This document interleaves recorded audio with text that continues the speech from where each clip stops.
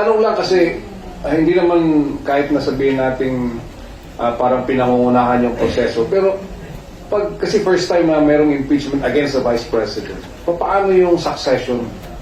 If ever na mangyaring ma-impeach siya, sino ang pipiliin? Susundin ba yung line of succession? SP? Hindi. Hindi susundan yung line of succession. Yung line of succession, papasok lamang yan kapag sabay na wala ang 1 at 2, sabay na wala ang 1, 2, 3. Doon lamang papalit ang pangatlo o pangapat. Nakita na natin nangyari yan. Nung natanggal si dating Pangulong Estrada, pumalit si Vice President Arroyo, na bakante ang Vice President, ang ginawa niya, so hindi sabay na bakante. Nag-appoint siya mula sa Kongreso. Ang age requirement ng congressman ay 25 years old, ang age requirement ng senator ay 30 years old, ang age requirement ng presidente at vice-presidente ay 40 years old. So limitado ang pwedeng piliin ng Pangulo na magiging ikalawang Pangulo mula sa Kongreso na ang edad dapat 40 pataas. Wala naman yata ang senador na bababa sa 40, so lahat ng senador ay qualified. Pero may mga kongresistang below 40, hindi sila pwedeng i-nominate dahil hindi sila qualified. Yung ibang qualification ng Pangulo at ikalawang Pangulo, taglay na ng mga mambabatas. Natural-born citizen, registered voter, resident of the Philippines, and able to read and write. So yung edad lamang ang nawawala. So pipili siya at matapos niya pumili, i-confirm ito by majority vote ng Kamara at ng Senado voting separately. Pag nangyari yun, siya na yung papalit bilang ikalawang Pangulo. At nangyari yan kay then Senator na naging Vice President Ernesto Ingon. So lahat ng senador qualified, sir? May Senator bang below 40? Wala naman Wala. tayo. So lahat? So yes, sa Kamara naman, hindi lahat, only because of age. But the President will nominate. Yun ang unang beses nangyari yan sa ating sistema. At nakita natin tumakbo ng maayos yun. So may nag-leak na message ni PBBM sa mga congressman na parang sabi niya ayaw mo ng impeachment. Sa Senate ba, sa inyo, nag-message din yung President? Wala. Wala. At saka kung may patutunguhan naman talaga yung message na yun, na inangkin, inamin na ni Pangulong Marcos, sa Kamara naman talaga yun. Dahil kung walang matuloy sa Kamara, wala na mga abot sa akin. Sir, ang concern na marami kasi divisive itong impeachment process. Ito ba maaaring maka-affect sa peace and order na ating bansa at maka-discourage sa foreign investor o sa business sector? Well, anumang politically divisive issue sa isang bansa, palaging makaka-apekto sa kumpiyansa ng negosyante at makaka-apekto palagi sa ordinaryong pagtakbo ng pamahalaan. Dahil iba naman talaga ang galaw, kilos at salita kapag nagkalinyahan na ng kampihan ng pula at puti. So yung confidence ng business sector pwedeng maka-apekto, sir?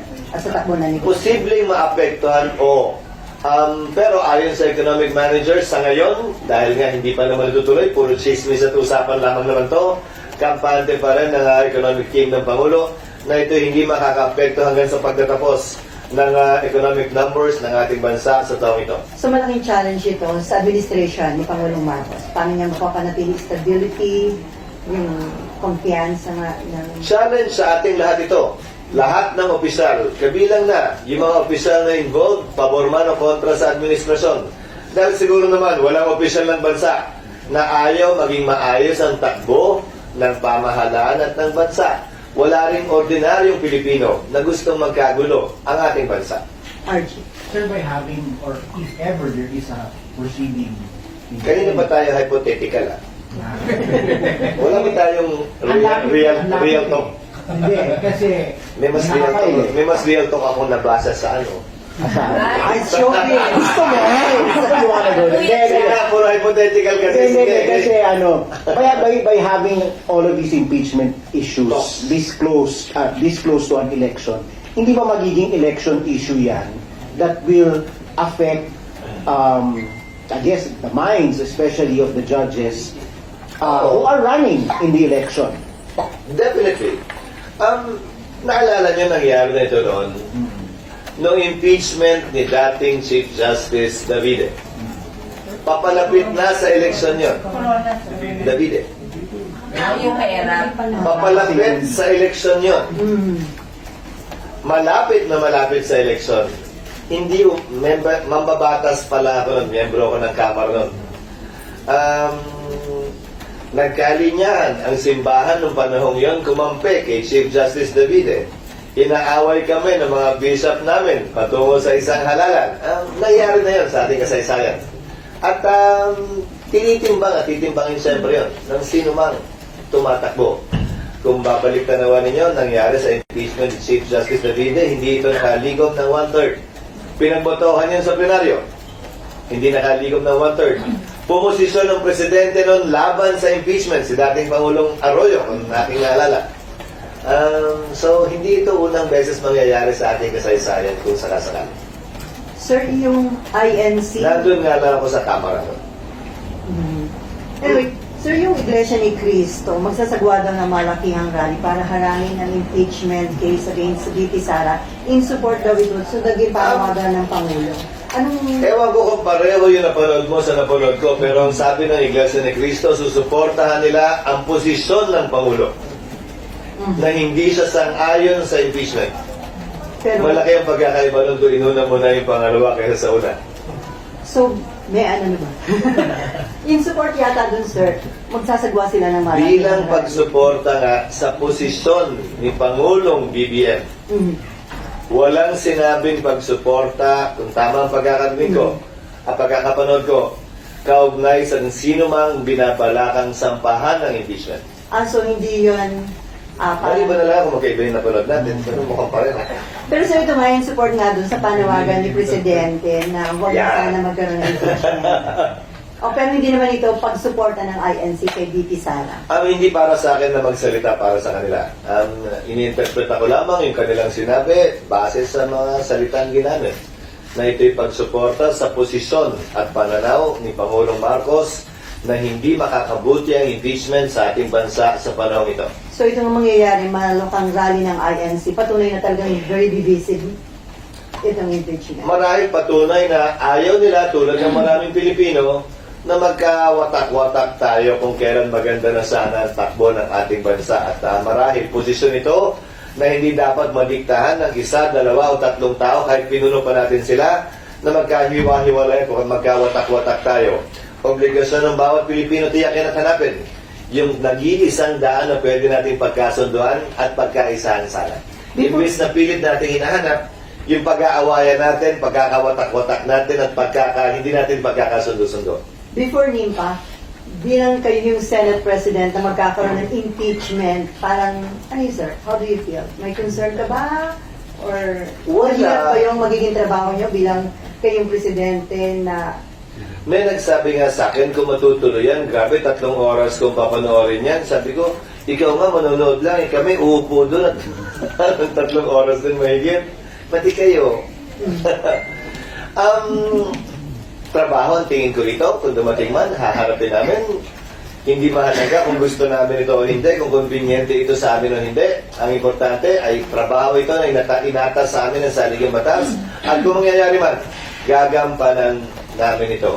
Kung ano man ang reklamo o pag-reklamo sa likod o bulong-bulong sa likod kung gaano kahirap ang trabaho, bahagi na ng pagiging tao siguro yan. Pero patuloy namin gagampanan ito. Gusto man namin o ayaw namin. pero yung mga non-lawyer senator, sir, dapat ba meron silang mga legal advisor para maging tama yung kanilang judgment? Well, nakita na natin dati yan. Hindi naman lahat ng umupo bilang impeachment judges ay abogado. Pero nagpakadalubhasa din sila, nagsanay at nag-aral. Maski naman ako, matagal na akong hindi nagpa-practice. Kung mangyayari man yan, kailangan ko rin mag-review at magbasa ng rules on evidence. Okay, NIMPA and then Dr. Meron na kayong panawagan sa mga colleagues na manihimik dun sa impeachment contained sa merits. Pero would you also advise them na maghanda na rin sa possibility, mag-aral na rin ngayon pa lang? Hindi. Dahil ayokong i-assume yung mga mangyayari at ayokong pangunahan. One way or the other. Dahil pag sinabi kong maghanda na, magsimula na kayo, ready, get set, pero wala pang go, baka isipin ako'y pumapabor o kumikiling sa paghahay ng pagsapa. Malalaki na lahat ng mga senador. Matatanda na kami lahat. Alam na namin yung mga dapat at di namin dapat gawin. Kung sa tingin nila malaki ang posibilidad na kailangan na magsimula mag-aral, nasa sa kanila yon. Kung mabilis naman sila mag-aral, mabilis matuto, hindi pa siguro muna kailangan. Hanggang nandyan na. Pero sir, based dun sa, hindi ko na kung tama doon i-base, pero based dun sa naging boto or decision ng House sa budget ng OVP, can you surmise from there na malamang-lamang na lumusot yung impeachment campaign? Ayoko pangunahan ang desisyon ng Kamara. At hindi ito pwedeng ibase sa naging desisyon sa budget ng OVP. Dahil political nga na proseso ito, nagsalita ang presidente at political head ng karamihan ng mga partido sa Kamara. So, kailangan din nilang timbangin yun. Hindi pwedeng gamitin basehan yung naunang botohan. Lalo na't nagsalita ng Pangulo kaugnay sa bagay nito. And then sir, lagi sinasabi na magiging dahilan to ng pagkakawatak-watak, kapos kayo sa oras, but paano nyo, how can you hold the Vice President accountable dun sa paggamit ng confidential funds? Would it help na magsalita na siya, mag-explain na nga naman? Kasi paligoy-ligoy, sir, yung mga explanation. Pamanhin, pero hindi ko komentaryo yan dahil bahagi daw yan. Hindi ko pa nababasa. Nung ilan sa mga aligasyon laban sa kanya na inihain sa Kamara. Papangunahan ko na yung pagsunod sa panawagan ko sa aking mga kasamahan na huwag magkomentaryo pabor o kontra o magbigay ng opinion kaugnay sa bagay na yan.